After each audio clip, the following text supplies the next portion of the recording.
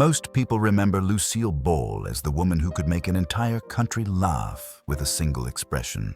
Her wide eyes, dramatic pauses, and fearless comedic timing shaped one of the most beloved television shows in American history. But what people often forget is that behind every laugh she created, behind every joke that seemed effortless, there was a woman who carried the weight of enormous expectations and a fear she rarely admitted to anyone. And there was one night, quiet, hidden, and almost forgotten, when she thought she might not be able to go on at all. It was the autumn of 1951, only a few months before I Love Lucy would premiere. CBS was buzzing with anticipation. Executives believed the show would transform television. The studio was filled with writers polishing punchlines, directors fine-tuning scenes, and producers reminding everyone how important the show was.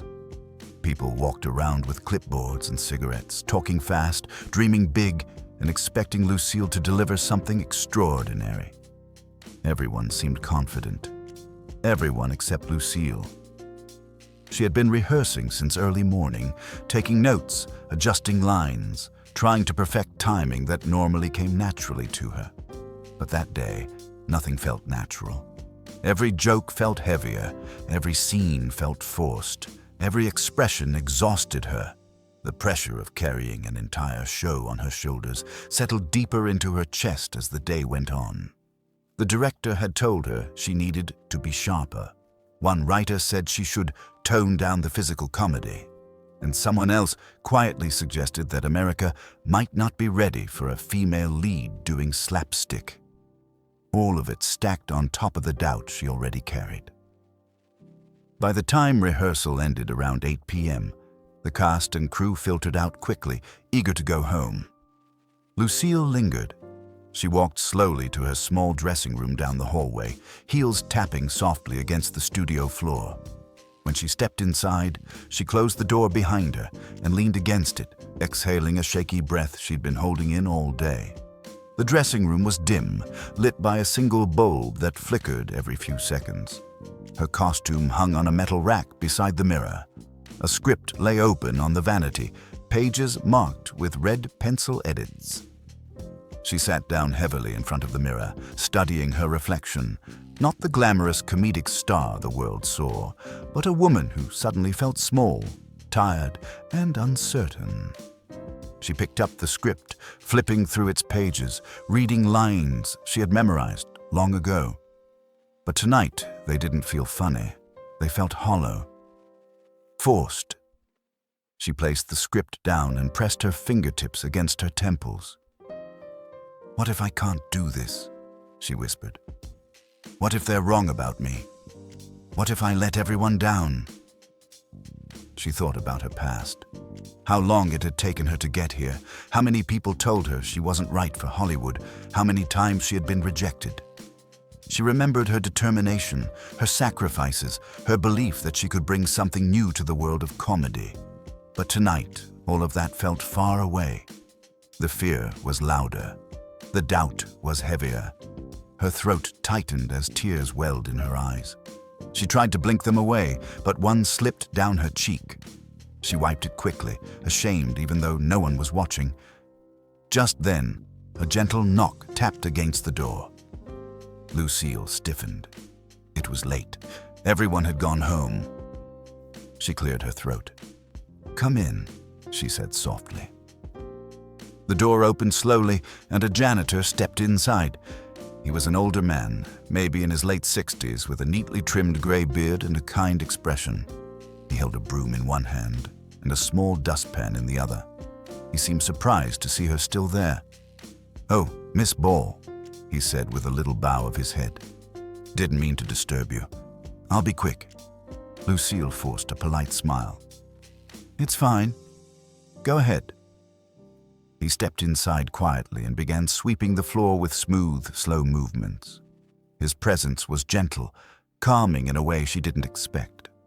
For a few minutes, the only sounds were the soft swish of the broom and the buzzing of the overhead light. Lucille kept her eyes on the mirror, pretending to study her reflection, but she felt him glance her way a few times. Not in a rude or intrusive way, but in a way that noticed she wasn't herself. After a moment, he paused and leaned on the broom handle. "Long day?" he asked. Lucille let out a breathy laugh, the kind that was meant to hide things. "You could say that. Hard not to notice," he said kindly. "You look like someone trying real hard not to fall apart." Lucille blinked. No one had ever said it so plainly.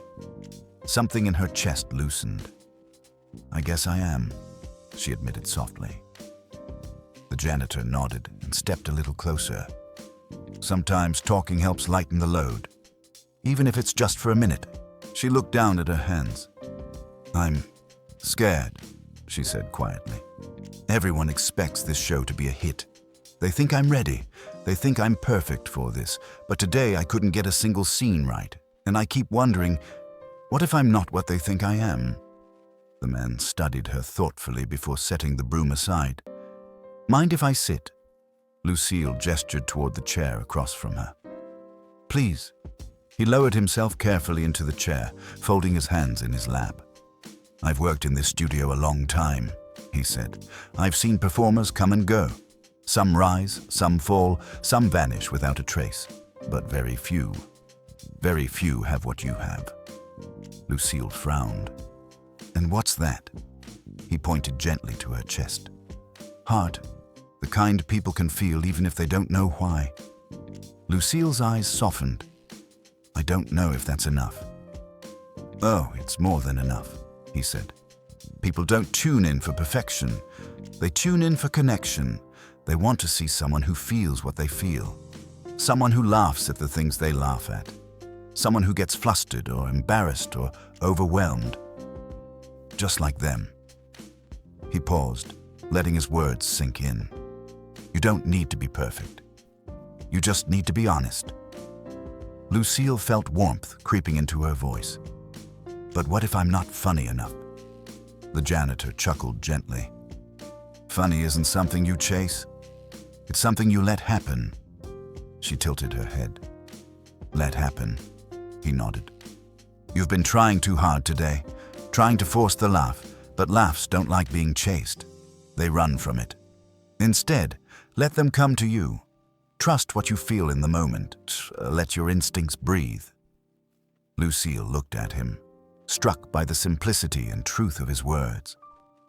"You really think I can do this?" she asked softly. The man smiled, a warm, sincere smile that reached his eyes. "I think you were born to do this."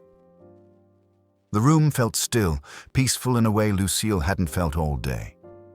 She sat for a long moment, letting his words sink into the deepest parts of her worry. Finally, the janitor stood and picked up his broom again. "I should let you rest," he said. "Big day tomorrow." Lucille stood as well, feeling lighter, calmer. "Thank you," she whispered. "Truly." He tipped his cap. "Any time, Miss Ball." He reached the door, then paused and looked back over his shoulder. "Oh, and one more thing," he said with a gentle grin. "When the cameras roll, don't chase the laugh." And he stepped out, closing the door softly behind him. Lucille stood in the dim light, repeating his words to herself. Don't chase the laugh. She looked in the mirror, expecting to see the same fear she had walked in with. But it wasn't there. Instead, she saw a spark, a quiet but undeniable strength returning to her. She whispered again, smiling this time, "Don't chase the laugh." When she left the studio that night, the air felt lighter. The world felt softer. The weight she had carried all day was finally easing. Weeks later, when I Love Lucy premiered, America laughed harder than it had in years. Lucille's timing was impeccable, her expressions unforgettable, her energy contagious. But what made the show magical wasn't perfection, it was truth. It was the honesty she brought into every scene. It was the willingness to let herself be real, vulnerable, and deeply human. And though millions adored her, very few knew that her confidence had been restored by a quiet conversation with a stranger, a janitor with kind eyes and wise words.